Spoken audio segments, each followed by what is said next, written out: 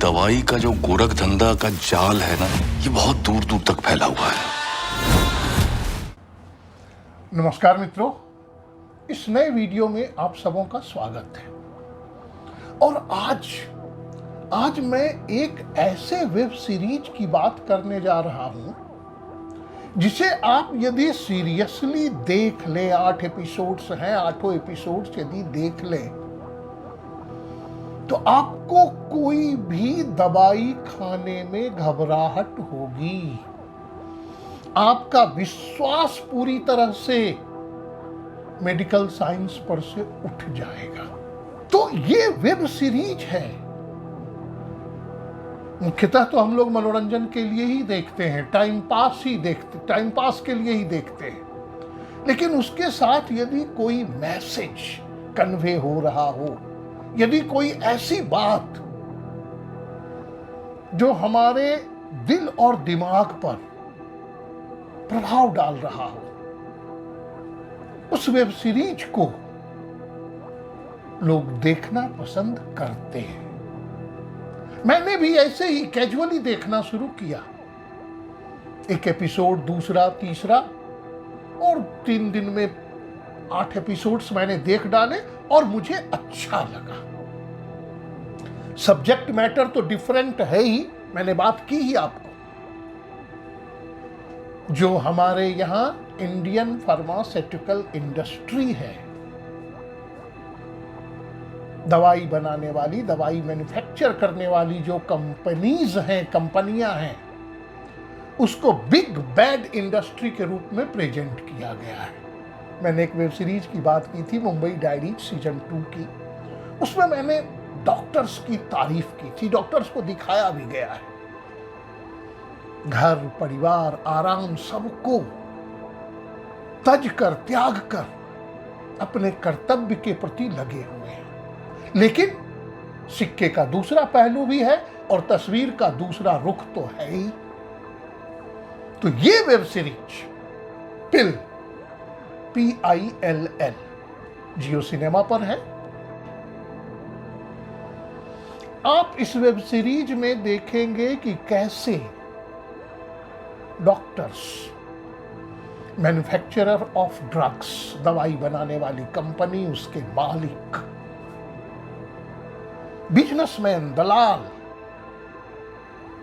और फिर Indian medical association, politician, इन सबों के गठजोड़ से किस तरह से आम जनता को ठगा जा रहा है, बेवकूफ बनाया जा रहा है। और ठगना और बेवकूफ बनाना ये तो बहुत सारे लोग कर रहे हैं, लेकिन जब ड्रग इंडस्ट्री और फार्मास्यूटिकल इंडस्ट्री जब कंप्रोमाइज करने लगे तो ये लोगों के जीवन का प्रश्न हो जाता है। और यही प्रश्न उठाया गया है इस वेब सीरीज में। मैंने कहा आपको घबराहट होगी कोई भी दवाई खाने से पहले, खास करके जो डायबिटीज वाले घबराएंगे, अरे कोई असर ही नहीं हो रहा है दवाई का, एंटीबायोटिक्स।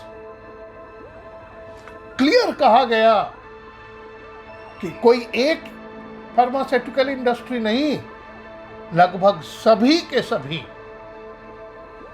जो स्टैंडर्ड है किसी भी ड्रग का, किसी भी दवाई का, उस पर खड़े नहीं उतरते। मैंने ये भी जाना इस वेब सीरीज के माध्यम से कि जिसको हम लोग आम बोलचाल की भाषा में नकली दवाइयां बोलते हैं ना, वो नकली नहीं होती है। वास्तव में ये दवाइयां बेअसर होती हैं। विटामिन की गोली खाते हैं लोग, क्या है विटामिन की गोली में, उसका असर हो ना हो क्या फर्क पड़ता है, लोग जान भी नहीं पाएंगे। तो इन चीजों पर लगभग जो डॉक्टर्स हैं, कैसे वो मेडिसिन आपको प्रिस्क्राइब करते हैं, किस तरह की दवाइयां आप बाजारों से खरीदते हैं, कैसे एक कंपनी की पूरी मोनोपोली है।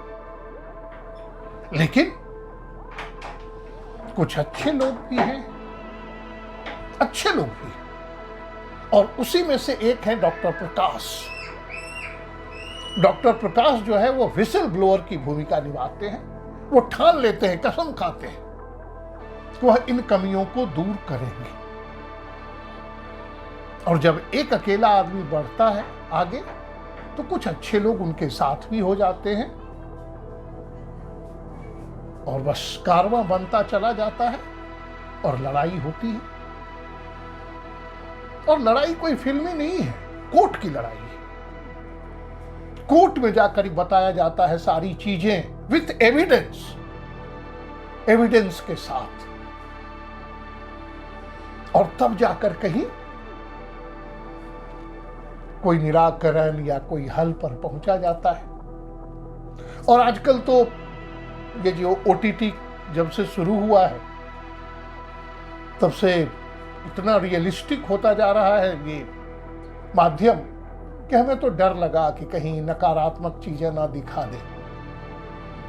लेकिन अंत अच्छा है, अच्छा लगेगा। वो एक आजकल डायलॉग्स बहुत है कि सत्य परेशान हो सकता है, पराजित नहीं हो सकता। लेकिन सच्चाई कुछ और है, सत्य परेशान भी होता है, पराजित भी होता है। और लोगों में कहां धैर्य है लड़ाई लड़ने की, संघर्ष करने की। लेकिन इस वेब सीरीज में संघर्ष भी होता है, सत्य के लिए लड़ा भी जाता है। एक डायलॉग बहुत अच्छा है कि हीरोज जो है ना वो सिर्फ फिल्मों में जीतते हैं, वास्तव में ये दुनिया विलेंस ही चलाते हैं। हो सकता है, हो सकता है, लेकिन यदि ऐसे ही नकारात्मक चीजों के पीछे भागते रहें तो आखिर जिंदगी कैसे जी जाएगी? यह है इस वेब सीरीज की बात। रितेश देशमुख की प्रमुख भूमिका है। बहुत दिनों के बाद या शायद पहली बार मैं रितेश देशमुख को देख रहा हूं वेब सीरीज में। कलाकार तो बहुत सारे हैं और सबों की अपनी अपनी भूमिकाएं भी हैं, अच्छी भूमिकाएं की हैं लगभग सभी कलाकारों ने। लेकिन दो मुख्य कलाकार हैं, रितेश देशमुख और दूसरे हैं पवन मल्होत्रा।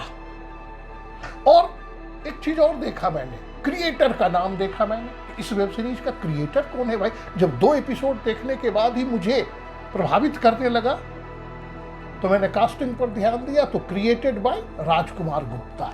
ये राजकुमार गुप्ता कौन है? याद कीजिए अजय देवगन की फिल्म रेड, राजकुमार गुप्ता के डायरेक्शन में बनी है। नो वन किल्ड जेसिका, वो राजकुमार गुप्ता का डायरेक्शन है उस फिल्म में। और आमिर, ये बहुचर्चित फिल्म थी। और अब डायरेक्शन अलग अलग लोगों का है अलग अलग एपिसोड्स में, लेकिन ये क्रिएटेड बाय राजकुमार गुप्ता है। और राजकुमार गुप्ता ने एक नया विषय उठाया है, एक डिफरेंट विषय उठाया है और बड़ी ही बेबाकी से ये जो डॉक्टर्स हैं, ये ड्रग मैन्युफैक्चरर्स हैं, फार्मास्यूटिकल इंडस्ट्री है, इन सब चीजों पर से परत दर परत उन्होंने इन चीजों को सामने रखा है। सच्चाई कितनी है इसमें? No one knows, no one can ever know. और यदि सच्चाई है तो सिर्फ ईश्वर ही हमें बचा सकते हैं। क्योंकि कोई भी बात होती है तो हम डॉक्टर्स के पास जाते हैं और डॉक्टर्स दवाइयाँ लिखते हैं और दवाई लेने हम दुकानों में जाते हैं। और जब डॉक्टर्स ऐसी दवाई लिखें जिस दवाई का कोई इफेक्ट ही नहीं, देखिएगा इसमें बहुत बारीकी से दिखाया गया है कि कैसे फर्जी तरीके से किसी भी मेडिसिन का परीक्षण होता है लोगों पर, पेशेंट के ऊपर, कैसे उसको मैनिपुलेट किया जाता है। फिर वो दवाई बाजारों में आती है और हम लोग उस दवाई का सेवन करते हैं। ठीक होना तो दूर, उसका एडवर्स इफेक्ट पड़ता है। यही है वेब सीरीज पिल। उम्मीद है आप देखेंगे तो आपको भी अच्छा लगेगा। नमस्कार मित्रों। लड़ाई तो तुम सही लड़ रहे हो, लेकिन लड़ने के लिए बंदा गलत चुन लिया।